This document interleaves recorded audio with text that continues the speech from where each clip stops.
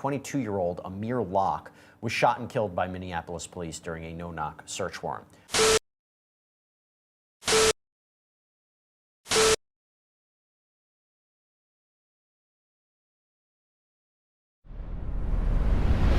Welcome back. Welcome. We appreciate you guys subscribing. So first thing we're going to talk about is the Amir Locke. I want to talk about this. I have very strong feelings about Amir Locke and the police officer who, unfortunately, I feel like murdered him. Is not even going to get charges pressed on him. So it doesn't make sense to me. The guy is a licensed gun owner, concealed carry permit, the whole nine, everything legal. Okay. By the time that the police kicked the door in to the time that he was dead, it was less than 10 seconds. 10 seconds. Less than 10 seconds. So the man sleeping on the couch, he's not even part of the search warrant, which I don't even know why they did a no-knock warrant. This is the biggest problem that I have with this whole fucking thing is, sorry about my language, but the whole biggest problem that I have is they served a no-knock warrant. The apartment's on the seventh floor. What do you think? The guy's gonna jump out of the fucking window? I'm sorry about my French, but what do you think? The guy's gonna jump out the window? Is he really gonna jump out the window? I don't think so. I don't think so. There's no need for a no-knock warrant here. Right. Okay, you're in no danger. Like, if you really feel like you're in that much danger, then get one of them bulletproof riot shields and have the first guy in with a bulletproof riot shield. Right. You're a SWAT team. You're supposed to have special training. This wasn't a local yokel police officer. This was a specially trained police officer who was supposed to be trained in how to engage people. Right. In situations like this, they practice this shit all the time. There is no need for him to shoot this man. And the fact that he did, and the fact that quite frankly, the NRA and all these people that were lining up to defend Kyle Rittenhouse's right to defend himself, right? That's what they were saying, right? They had signs outside the courthouse. This is his right to defend himself. He's an American. He has the right to carry this gun. He was legally carrying it. That's questionable. But they made a point. They didn't pursue it. But it was questionable whether it was even legal for him to even have this gun. Right. Amir Locke was he owned this gun because of his job. He was a DoorDash driver. He got a concealed carry permit to protect himself because, as we know, there's been a lot of DoorDash drivers who have been assaulted. Hold up. And for the record, it's dangerous out here. It's dangerous to be a DoorDash driver. I mean, you're taking a chance whenever you are going about interacting in any type of setting because you don't know nowadays. Yeah. Go ahead, White Bread. You don't understand, like... So he's a legal gun owner, and the biggest problem I have is the NRA's mantra is you got to be ready. You never know who's coming through the front door. You got to be locked and loaded. This is their thing. They beat that drum all day long, and they beat that drum for Kyle Rittenhouse. And if Amir Locke looked like Kyle Rittenhouse, there'd be a whole different fucking situation going on right now with the NRA and all these Second Rights Amendment people that were jumping up and down when Kyle Rittenhouse was going to go to jail for killing people. Right. Amir Locke lost his life. Right. Kyle Rittenhouse is on a social media tour. He's making money off this shit. Amir Locke's dead. Yeah. That parents don't have a son anymore. Whoever was close to him. That sent a shockwave through the whole family. That family will never be the same. And the cop who did that to them isn't even going to get a charge. He just goes about his business like he did nothing wrong. And to piggyback with what he's saying, I have to first shout out to NRA. Because as you can tell, we're all for protecting yourself, yes. But let's be consistent with the support of legal gun owners. Because if a man loses his life in a illegal fashion, doing a legal, justified thing, which is being a licensed gun owner, I did it the right way. I kept my name good. I made sure that I did all of the steps that it takes to even obtain my weapon. Yep. You don't come in guns blazing. And like he said, you come through the door with a full SWAT team. They're SWAT. Are you that spooked? There's two things that are wrong. One was the no knock warrant to start. That's 100% wrong. It shouldn't have been that way. Right. Okay? I don't care. He wasn't even part of the search warrant. His name wasn't even on it. He was just there. And according to his parents, he was a deep sleeper, probably didn't even know what the hell was going on. He came around, he got up with his gun. His family confirmed he has a gun license. He got a concealed carry permit, like I said, because he was a DoorDash driver. So, how many more people have to, like, Breonna Taylor, gun down? She wasn't even doing anything. Another no-knock warrant where another innocent person died. Into what White Bread is saying. Yeah. I mean, because this is becoming too much of a common thing.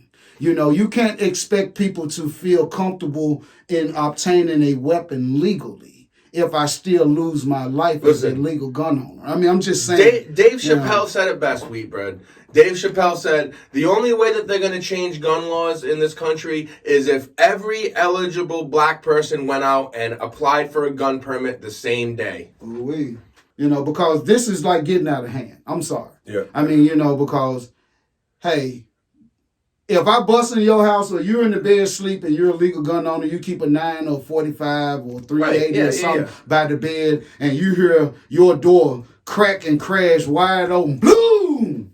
What's the first thing you gonna do? You grabbing that Go for pistol. my gun. I'm grabbing that thing, boss. Yes, man, And I'm because ready that's to what blow they your tell you ass to off. do. But now, hey, if the man didn't instantly start shooting and he had his finger along the barrel. And you're dealing with a SWAT officer, not just a regular cop who has no training. Right. If it was just a street cop who didn't have that much, like, experience, you know what? Maybe he made a mistake. Right. This is a SWAT team member. I'm sorry, but there should be some charges. I'm not saying first-degree murder, second-degree murder. I'm not saying any of that. We don't think that. I'm saying is there should be some charges. Involuntary manslaughter, negligence. Well, White Bread. There's nothing. I feel that if you do the crime, and if the crime constitutes a second-degree murder, it could. If it constitutes a manslaughter, I just have a problem with them saying I mean, because when you give a person absolutely nothing, and I guess, you know, and I don't know all what Attorney General Keith Ellison and the Hennepin County Attorney Michael Freeman had all really discussed before they really, you know, decided on the best way forward to move on this. But I would say that, hey, it's okay to admit when you messed up. The guy should face some type of charges. I mean, you know, we as citizens, we're held accountable for anything that we do. And when you use citizens, taxpayers' money to pay these officers, because these officers get paid with our money. I think whatever.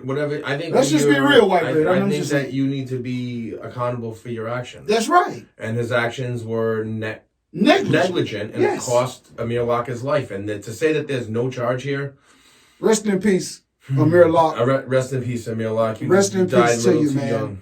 You should be here today, buddy. You should be, buddy. You did everything right. It was White Bread got your back over there, Amir.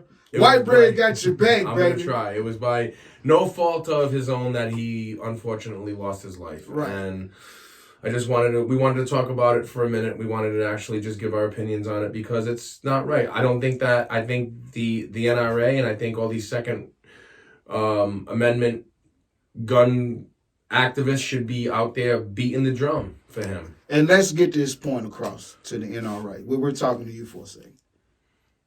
We're all for, you know, gun rights. We're all for, man, being able to protect your family and your property. Yeah. You know, don't get this twisted. No, I get it. But we want you to be fair across the board.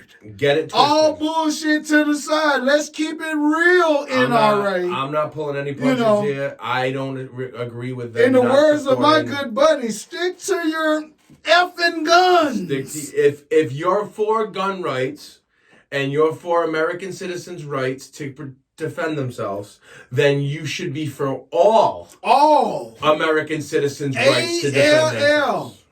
And if you're not, that just means you're about the bullshit. That's it. And I'm not about the bullshit. And we're going to leave it right there now. Leave it at that. You know, this is just, you know, the we know white bread, we don't pull no punches when we talk about subjects or topics. I mean, what I wanted to, and then we're gonna roll into another time. I mean, we got a lot of stuff to talk about. We're gonna touch on a few things today. There's a lot of things that are still evolving. We don't know what's gonna happen. But you know, but we also want to hear from you guys now. Anything that we talk about, that's one thing that I wanted to mention. Anything that we discuss on this show, we want people to comment. We want people to send in emails. We want people to send in your questions. If you need clarity on something that we've spoken about. Right. You know, white bread is more than open. Wheat bread, I'm open. I'm willing to discuss my point of view with anybody who's willing to listen. Shout out to all our Twitter, TikTok, Facebook, Instagram. All our social Shout out media. to all our social media followers, man. We love you guys and gals.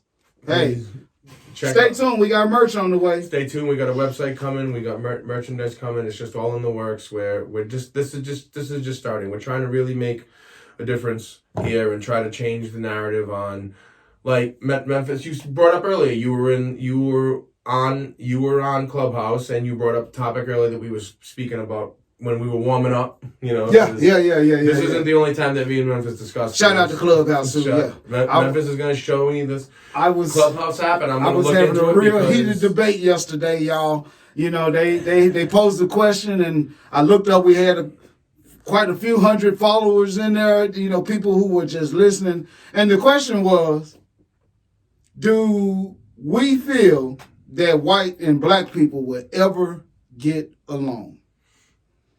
And I came to White Bread's home this morning, and you know, I said, hey, man, I just want to just holler at you, you know, because it's been in my spirit, you know, because I know me and my guy, man, we're actually fucking friends.